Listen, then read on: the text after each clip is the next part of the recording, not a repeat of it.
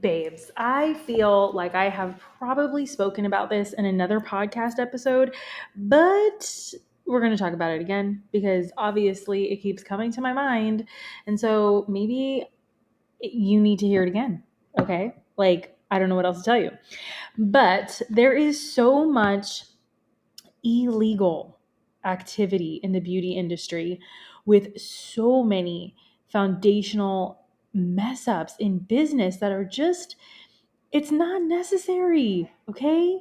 And this episode, I'm sharing with you what you need to know to have a legal hybrid salon and spa and still make a profit and still have a happy team and still be able to take a break. All right. So let's go.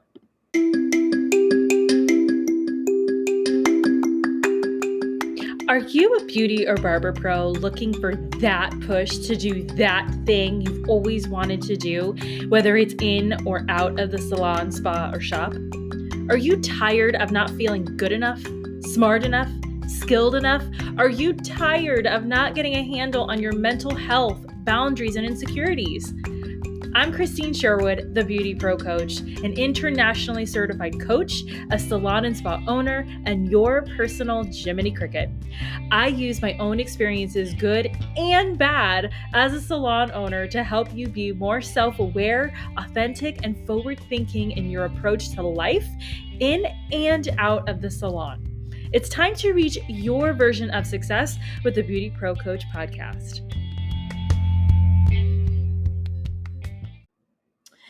Babes, I just want to take a minute before we get into tonight's episode is that I don't want you to take this episode is not official legal advice. This is not to be for you to set in stone. This is not for you to be like, "Oh my God, well, she said this." Like, no, everything I am talking about in this episode is based solely on my own personal experience as a salon and spa owner in my state of Florida. Every state, town, district, city, county, you're all going to have your different rules and regulations. So please, please, please listen to this episode, know what it is you can and cannot do, but always, always, always consult a legal professional. Hire an attorney, book your free consultation with them, tell them everything that you need help with, and let them help you. They're going to know your laws way better than I ever will. So I just wanted to start off with that. But let me see what else. And the other thing is too, is that when we deal with people, the way that we deal with them, which is employees, renters, independent contractors, they're two different things. Our clients, our assistants, right? We're dealing with people in different forms. So it can be very draining, very exhausting. And if you're not organized, you're going to mess up and you're going to say the wrong thing. And the whole point of this episode is to share my personal experience, but also kind of help you as to what you should be doing with your own stuff so that you don't get sued. Not by your employees, not by your independent contractors, your renters, like all these things, okay? The whole point is to make a profit still, right? So I want to also say that when you make a profit in your business, your salon and spa, that means you are the most ultimately organized to the point that you're able to make a profit. You're organized emotionally, spiritually, physically, financially, to the point where you're able to keep a budget and you can see where your money's going. That's the whole point of making a profit. Okay. What I am going to be talking about in this episode is we're going to be talking about the foundational basics, right? You need these like 5 or 6, 7 things I'm talking about tonight to get you started. If everything takes practice, you're not going to get it overnight. You need to do the work because you are a leader in your community. You're a business owner now, right? And so even if you are a renter, this episode is great for you because you need to know what you need to have in place for your future. You need to know what licenses to have. Right now, I have a renter who she herself got confused. She is a stylist, so she does not need to have a brick and mortar business license, right? Yeah, you are your own business, but you don't need that license for where I am in Florida. And then even for me as a salon spa owner, even I get a little confused because there's so much to keep up with, in that if you are a renter, you actually don't need to have a retail license if you are a renter in a brick and mortar salon in the state of Florida. The salon, which is brick and mortar, already has that retail certificate for you. The minute you go out into the world and you are your own brick and mortar, you have your own everything, that's when you get your retail certificate. For me personally, if I was a stylist, esthetician, makeup artist, massage therapist, nail tech, any of those things, and I was in a Sola salon, I probably would have my retail license certificate in the state of Florida, only because even though I'm renting out a Sola, I want to make sure that I have everything I need, right? Me personally, I like to have everything that I need to have just so I don't get sued or audited by the IRS. And because audits are not fun. Oh my God, believe me. Trust and believe is not fun. So that's just a little forward, a little preface before we get into the nitty gritty today. So, anyway, I hope if you are a salon or spa owner listening to this, I hope you already have these things. I hope you already did like the basic of the basic to have your business. But if you didn't listen to this, I hope you have your retail, your wholesale certificate number so that you can have extra, forms of income. Like, why would you not? I know stylists who do this, like they don't want it, and it's so weird to me. Money is money. Give me everything I need so that I can do it for myself. So, okay, so that's me and my experiences. I'm gonna get to the episode now. So, like I said in a very, very, very, very long intro, there is a lot of illegal activity in our industry.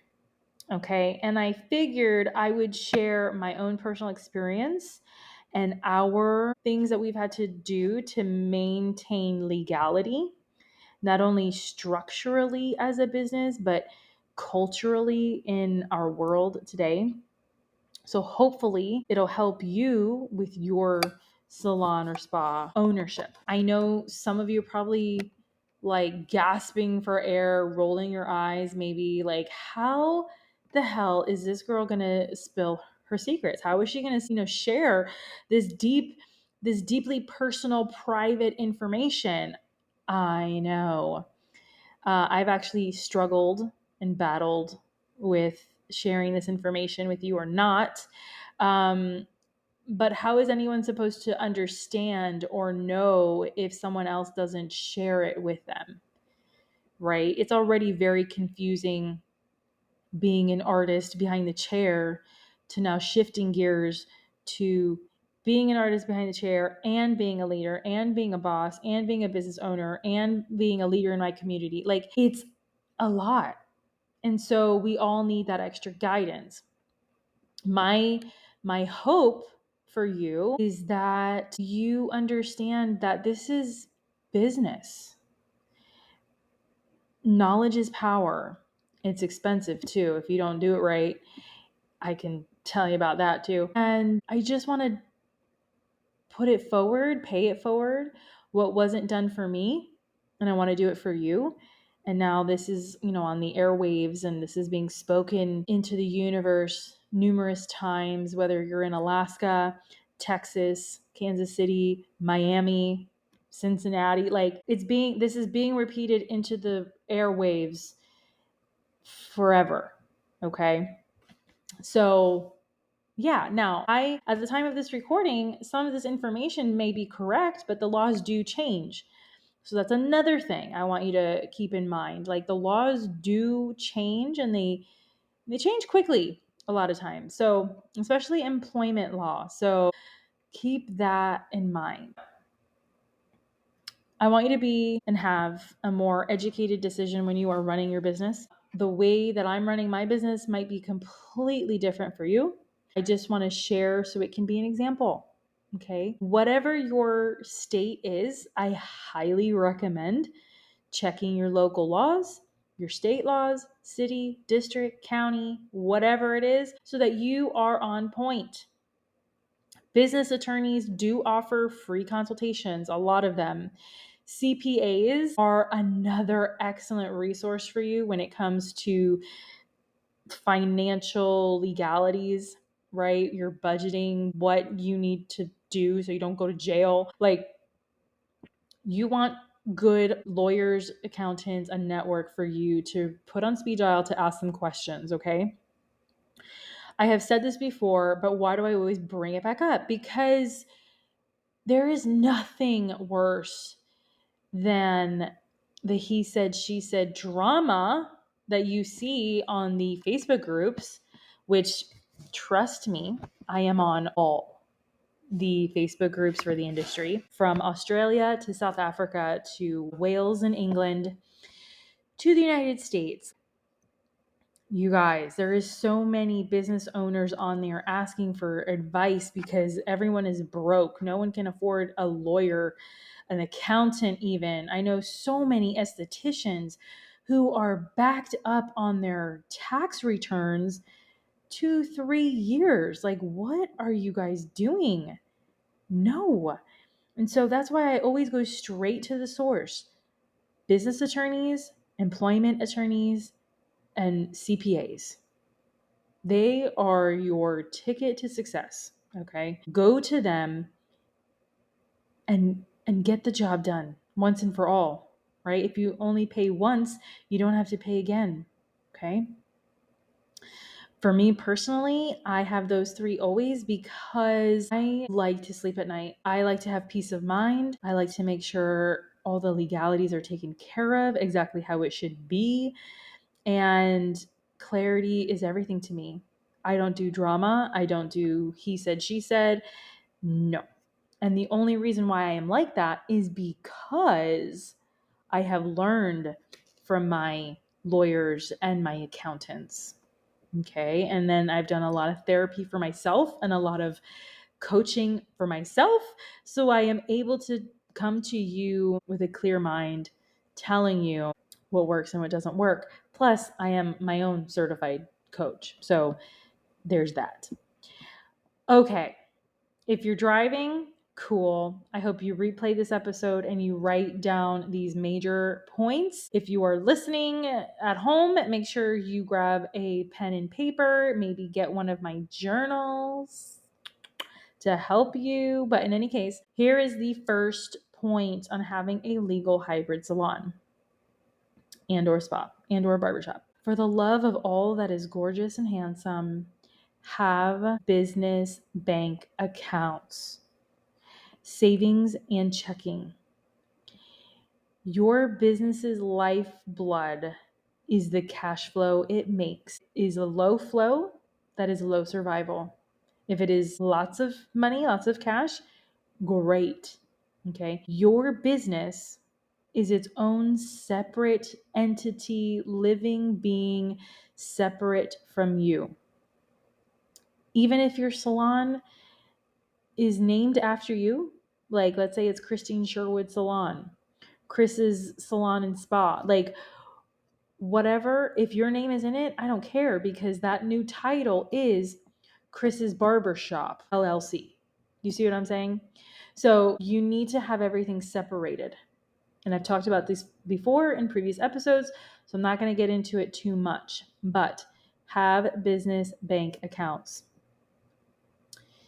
The second thing, which really should be the third thing, and the third thing should be the second thing, is your business absolutely should be an LLC or an INC, like an Inc.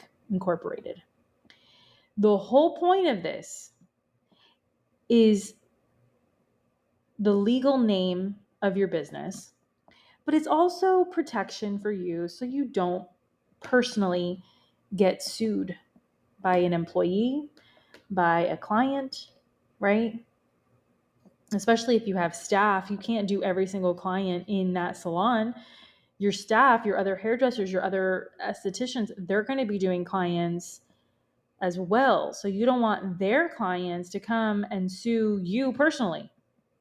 You know what I'm saying? So you need to, and this is also another thing too. If you ever want to sell your salon, spa, or barbershop, your business needs to be certified, LLC, incorporated, whatever.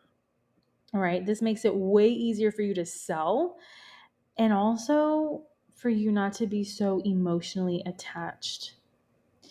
The things that we're talking about in today's episode is to help you not be so emotionally attached. And I get it.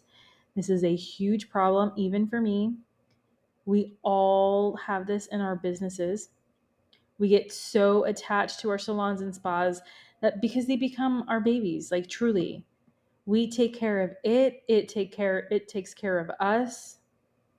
We change, we expand, we downsize. Otherwise, like I have been so emotionally attached to my own salon and spa for a long time, but until recently. And so that's why I'm like so adamant and telling everybody, because what happens when you are like that? You can't make smart business decisions because you want it to stay a certain way, even though that way that you want it to be is not working for you and it's never going to happen. Like you're just stuck. You know what I'm saying? And so doing what I'm talking about in this episode is going to help you separate your emotions from your business. Okay, this is to help you grow, not keep you down. Is it scary and making your business real? Yes, but you got to do this. Okay, so that's the second thing. You need to have an LLC or an incorporated for your business. The third thing is make sure your business has its EIN number, something created by the government. It is your government ID for your business. Think of it as your business's social security number. Okay.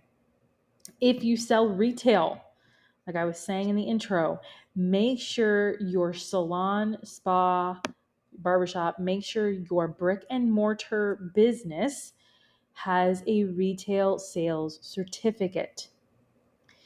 Not only do you want your business to have a retail sales certificate, but that certificate needs to not fall under your social security number. It needs to fall under your business's EIN number. Why? Because one, your salon and spa is its own separate creation that you created. Okay, if anything happens, you can get sued. You can get robbed for everything that you don't have. It's going to come out of your social security number, not your EIN number where it should be taken out of, okay? The second thing is you can put your, you absolutely can put your retail certificate number as your social, especially if you are an S Corp. And we actually had it that way for a while too. But you don't want to do that because your business is a growing business and you are a growing business person, and when your business is growing, you need to have everything be accountable for itself in the business. Okay? When you sell your business, because there will come that time, you can't sell yourself. You can't sell your social security number.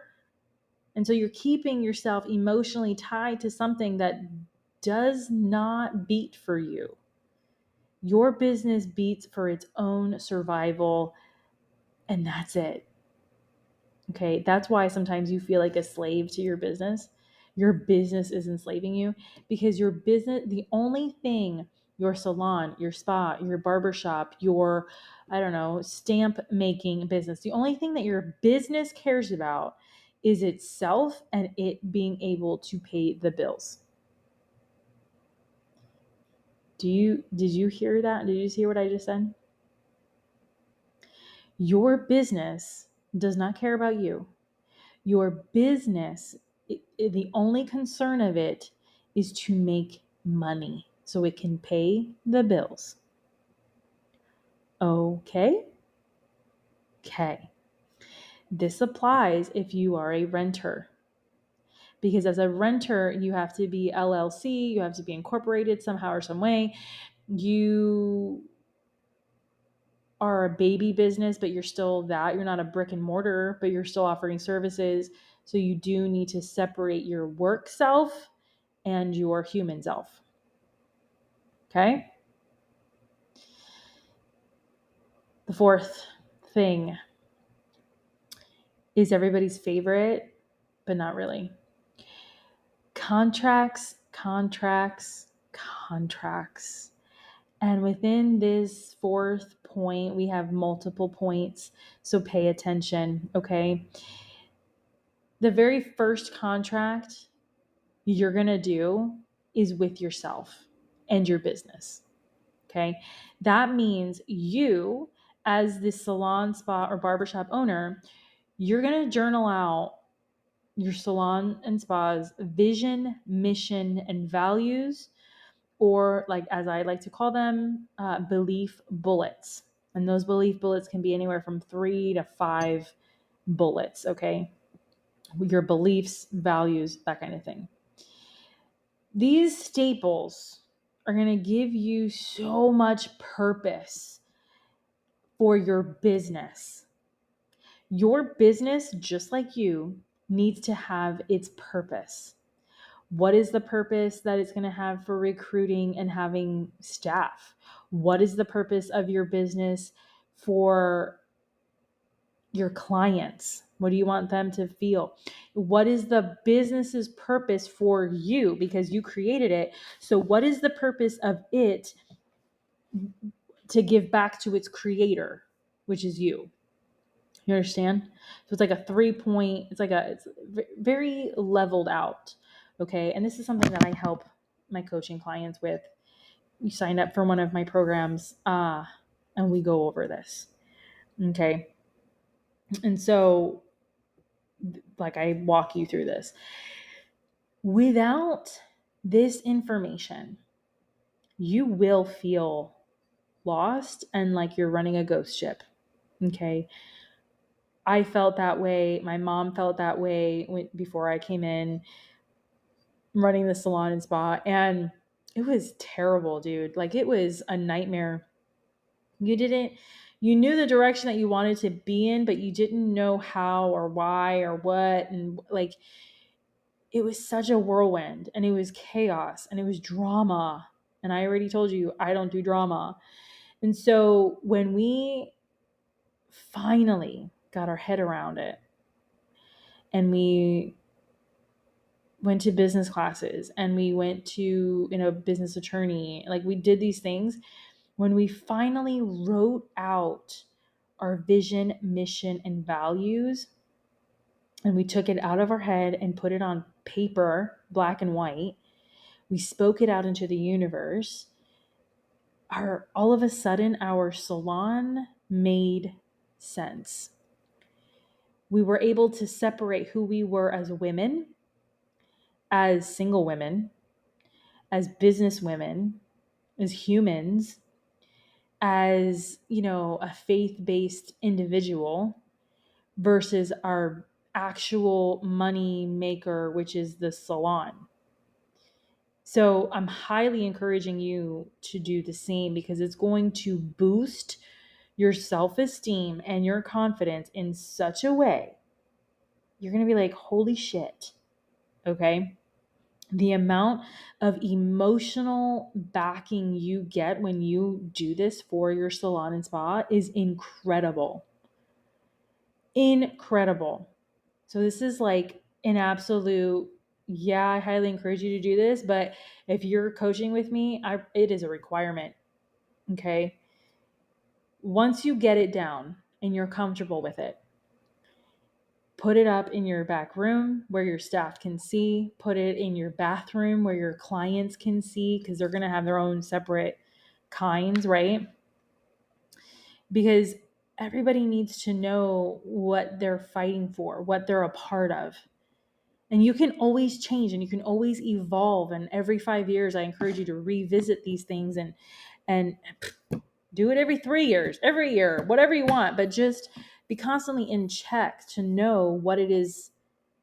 Are you still in alignment with your vision, mission, and values? Okay. If you are a renter, yeah, this applies to you too. You can do this too. If you're a commissioned stylist, this applies to you too. Okay. These things of vision, mission, value, like we're all looking for a life purpose in everything we do. Whether you're a mom, what's your vision to being the best mom? What's your vision, your mission, your values that you want to instill? Like, if you're a wife, a newlywed, a freaking dog mom like me, like all of these things, okay? Highly encourage it. Your life will change. The other point that you need to know to have a legal hybrid salon is for your renters, you must, this is not optional, you must have a rental agreement drafted up by a real estate attorney. Why do I say attorney? Because one, you probably don't know how to spell correctly.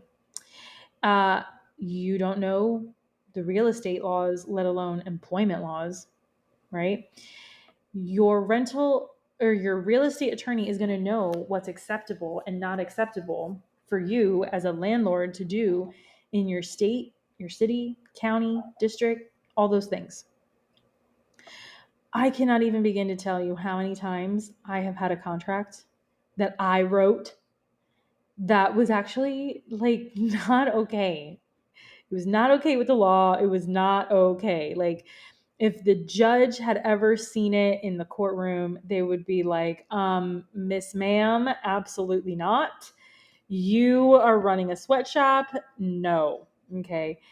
So before that could happen, I gave all my documents, everything I had written to real estate attorney, and they fixed it for me, and they showed me and they taught me, educated me what my legal bounds are.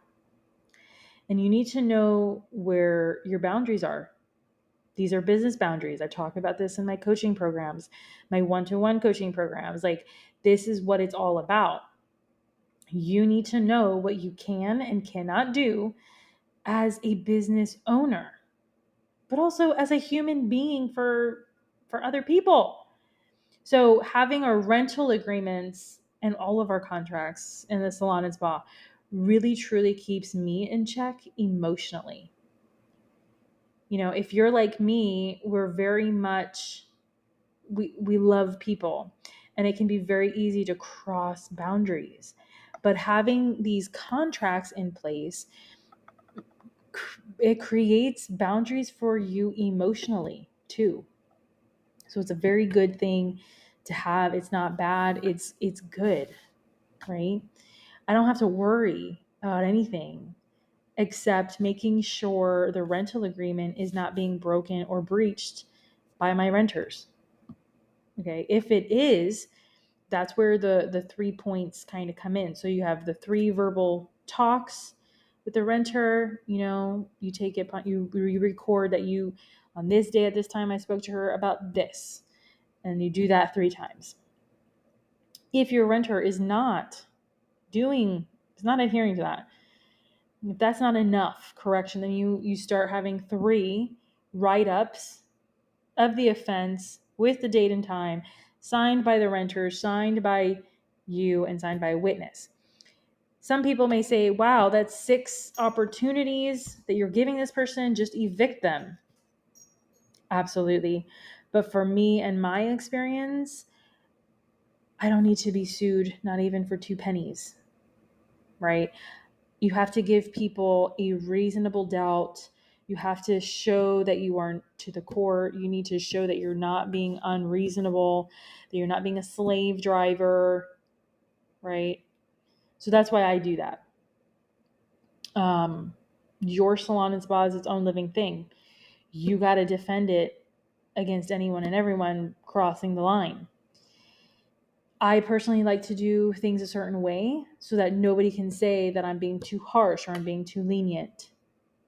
The only time that you really got to worry is if I'm not talking to you about things, because at that point, I truly don't give a shit. Right? So there's that. So, which brings us to a side note.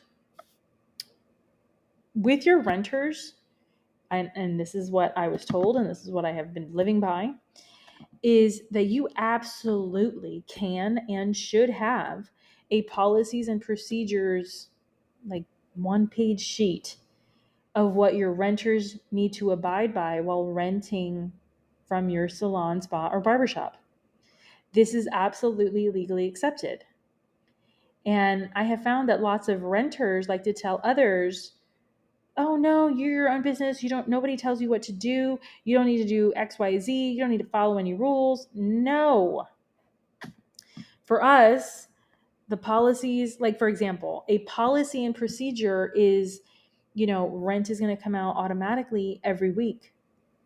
And if you don't have the funds, you're going to be charged an X amount plus your rent. You can have closed-toed shoes. That is a policy and procedure. We're going to wear closed-toed shoes with industry standard, which is black and white. Policy and procedure is you're going to clean up after yourself after every shampoo with the client. You're going to be able to have that place ready for your next guest.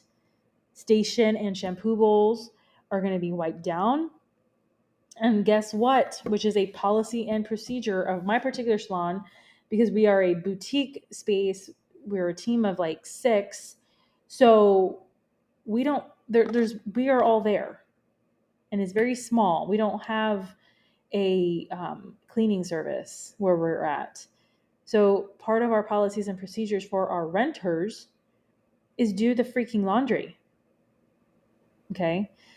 The salon provides towels and capes and robes and bowls and brushes and all the things that you need to be able to do what you need to do. So if you're going to rent from us, folding a towel is not bad. Okay. It's being considerate of everybody else around you while you run your business. Okay. So these are things that you can't evict somebody for. And especially if there's other renters there, like everybody needs to be considerate of each other. No one's going to get on, like, you know what I mean? Anyway, it's getting late at the time of this recording, but I need to get this out of me and to you. So anyway, so that's the renters. Now, the commission salons and spas, a contract for you is the employee handbook and manual. This is the book that is going to have everything you want to be done in your salon and spa. You want it done a certain way from the moment they put the key into the keyhole to open the door to the moment that they put it back in there to lock it at night. Why?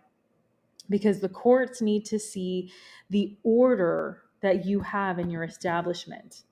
They need to see your rules and regulations, and the judges want to make sure that you're not enslaving people with cruel and unusual punishment. Okay? The manual is going to have the rules on how to talk to your team, how to talk to each other, how to talk to your clients, how you get paid, when you get paid, can you steal, gamble, and smoke? What do you wear to work? Who runs the desk? How do you communicate on the phone? Like, that's what the manual is for. It's to keep everybody on the same page. The renters need to be on the same page, So it really is a check and balances system. For us, the manual is about 38-ish pages, and we keep a copy of it in the back room, like the master copy. So anyone who has questions can go to it, open it up, check it out. Oh, that's what we do. Oh, this is what we do. Okay. You need an employment attorney to draft that one up, because now you're talking about employees. not renters. That attorney will know what's okay and what's not. They'll teach you even what you can and cannot say to your employees for to help you not be sued for invasion of privacy. Yeah, that's a thing. And it's so much more than just setting rules to ruin people's lives. Okay? Your employee manual is the framework. Your policies and procedures for your renters is the guide so that they can have a successful career and startup business within the bigger salon. Okay. Having these contracts, let's say the time comes when you want to sell your salon or your spa, you're selling that manual too. You're selling those contracts, those policies and procedures. That way your business can run without you. Okay? That's the whole point. That is the law in that particular business. Your business, which is your salon, spa, or barbershop, needs to have its own boundaries. You have boundaries as a human being. Your business needs to have boundaries. So how do you have a legal hybrid salon and spa? You know both of these rules and you follow them simultaneously according to your state. The more everything is organized, the more you're organized as a leader, the more you're able to teach your staff and be transparent because you're following the rules too. The better they will be at training others because now they are being taught what can and cannot be done, you know? And yeah, there's a form for everything, okay? Why? Because in court, they need to be able to see you're not abusing people. That's the whole point. Slavery is not a thing anymore. And so you need to show that. You're not trying to be a tyrant. You're just defending the business because it's its own thing now. I hope this is making sense. Once you get all of these things, okay, then your culture, your salon and spa culture, just kind of develops on its own. And you're able to attract the right kind of staff, clients, apprentices. Why? Because you've already envisioned it and you built the frame and you have the canvas and everything is ready to go. Now all you got to do is paint. All right? You already spoke everything out to the universe, and so now it's coming back to you. When we did all these things in my salon and spa, everything, and I mean everything, shifted for the better, not only in my life, in my personal life, but in the salon. We got amazing staff, amazing new clients. The air smelled better. Okay. It was incredible, truly. And now, we're at the salon. We are in another shift happening that we are sorting out right now. But it's awesome. And once you start with these foundational things and you practice it and you get good at it yourself, you will fall into the groove of knowing who you are and seeing the shifts and being able to move faster and faster with the times when it comes to you. Practice makes perfect. So I'm at a point right now where I can say, yeah, we're in a new shift at the salon. Not sure what to make of it, but we are in this new thing. The winds are changing again, like Mary Poppins, and we're trying to figure it out. But it's very interesting, and I would not even be able to say that if I didn't go through it myself. So these are the basic ways to have a legal hybrid salon and spa, how to make a profit. It's all organization, babes. It's all knowing what you stand for as an owner, community leader, what your business stands for as its own entity. Again, I hope you loved this episode. I hope you reach out to me with your questions. comments, concerns, suggestions, whatever it is, message me on Instagram at the BeautyPro Coach. Send me a message on Threads even. Like, I'd love to help you with your foundation and to get yourself to jump off of your own business. Like, setting the foundation gives you something to jump off of. Okay. So, but I do want to repeat what I said in the beginning of the episode 40 minutes ago. Like, don't take this episode as legal advice or set in stone advice, okay, for your specific business. You must please absolutely go get advice from an employment attorney, real estate attorney, a CPA, accountant. Like, please go seek professional legal and financial help. This episode is based off of my personal experiences as a Florida salon spa business owner. And this episode is just a mere guide and reminder for you on what to be thinking about as a business person. Okay. And this is based solely on what I have gone through, and I am trying to spare you. Okay. Because it's not fun. But that is a wrap for tonight, for this episode. I hope you love it. It's full of information, I know. I'm about to drink a gallon of water because my mouth is so dry. But I hope you love it. I will talk to you soon, and have a wonderful, wonderful time.